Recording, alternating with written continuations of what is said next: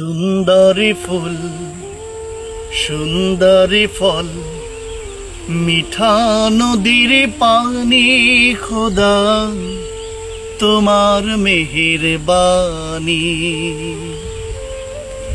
এই সুন্দরী ফুল সুন্দরী ফল, মিঠা নদীর পানি, খোদা তোমার মেহেরবানি।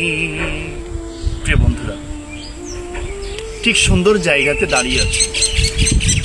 আজকে এমন একটা পরিবেশে দাঁড়িয়ে আছি যেটা গ্রামের এক অনিন্দ্য সুন্দর একটা পরিবেশ।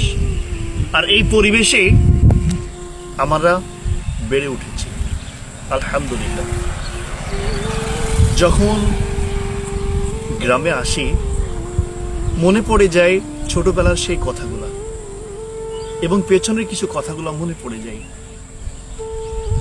একটা পেছনে এবং আমার মধ্যে দেখতে পাচ্ছেন কিছু ফসলের গাছ, এটা হলো পেঁপো গাছ।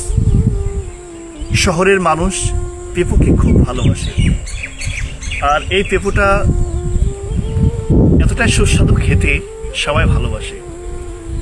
আর ঠিক আজকে তার মধ্যে দাঁড়িয়ে আছি, আলহামদুলিল্লাহ।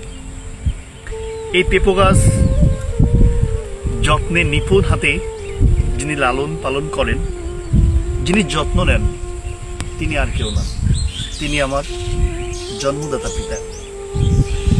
চাষি ঘরের সন্তান, খুবই ভালো লাগে। বাবা চাষি মানুষ, চাষ কাজ করেন, সহজ সরল মন নিয়ে তিনি পথ চলেন।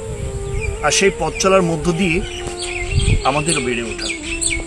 যখনই গ্রামে আসি, বাবার ওই সরল মনের মধ্যে যেন গভীরভাবে ডুবে যেতে আরো ভালো লাগে। বাবার উত্তম পরামর্শ, বাবার কল্যাণমূলক তথ্য এবং কল্যাণমূলক পথের দেশার দিকে ধাবিত করে দেন, আলহামদুলিল্লাহ। তো আজকে গ্রামে ছিলাম, বাড়িতে ছিলাম, বাবা বলছে একটু মাঠ থেকে ঘুরে আসো। চলে এলাম, এসে দেখলাম আসলেই খুব সুন্দর। এই চমৎকার যে পেঁপো গাছের যে ফুলটা এসেছেন, আসলে এই কুড়ি যখন বড় হবে, ফুল হবে, তখন এখান থেকে পেঁপো হবে। আর এই পেঁপো যখন একজন চাষি হাতে পাবে, কি আনন্দ! আত্মহারা হয়ে যাবে, মাতহারা হয়ে যাবে। এই জন্যে আপনি যাই কিছু করেন না কেন, তার পেছনে শ্রম অবশ্যই লাগবে। আর সেখানে শ্রম না দিলে আপনি উত্তম ফলের আশাই করবেন না, তাহলে আপনি বোকাহীন, বোকার সঙ্গে বাস করা যাবে। তাহলে আমরা শ্রম দিব, শ্রম থেকে আমরা একটা ফসল, একটা ফল নির্ঘাত। এই চাষি যেমন গাছটাকে রোপণ করে নিপুণ হাতে তৈরি করে বড় করছে, তার থেকে ফুল নিচ্ছে, ফল নিচ্ছে, সেখান থেকে সে স্বাবলম্বীর পথের দিশা পাচ্ছে।